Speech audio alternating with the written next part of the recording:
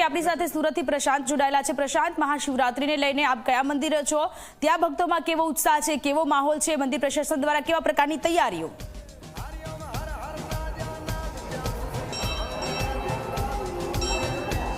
જી Sonal, બિલકુલથી Surat diamond city જે છે શિવમય બની ગઈ હોય તેવા દ્રશ્ય જોવા મળી રહ્યા છે।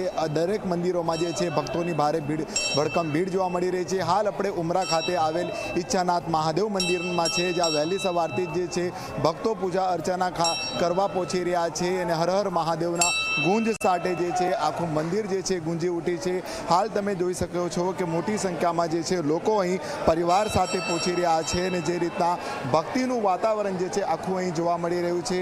કારણ ખાસ કરીને જે માનવામાં આવે છે આ મહાદેવ જે મંદિર જે છે આ શિવલિંગની આવૃત્તિ ધરાવતું આ મંદિર છે અને વહેલી સવારે 4 વાગ્યાથી જે છે અહીં લોકો આવી પહોંચ્યા હતા। હાલ પોલીસ પ્રશાસન પણ જે છે અહીં કાર્યમાં જોડાઈ ગયું છે। ભક્તોને કોઈ પણ રીતના અડચણરૂપ ન થાય તે રીતના વ્યવસ્થા જે છે અહીં કરવામાં આવી છે।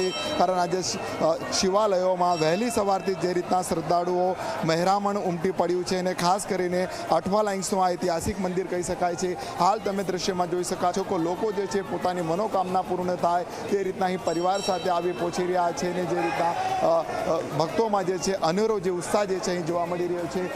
ખાસ કરીને જે આ મંદિરમાં જે કહેવામાં આવે છે કે જે રીતના દરેક ભક્તો જે છે આનંદ સાથે અહીં આવી પહોંચતા હોય છે। કેટલાક અહીં ભક્તો જે છે અહીં આવી પહોંચ્યા છે, આપણે એમની જોડે શું કહેશો? મહાશિવરાત્રિનો પર્વ છે, કેટલા ઉત્સાહ સાથે તમે પરિવાર સાથે આવ્યા છો? બહુ વધારે ઉત્સાહ છે આજે। લાઈક મહાદેવના દર્શન થઈ ગયા એ જ મોટી વાત છે અહીંયા આ જગ્યા પર।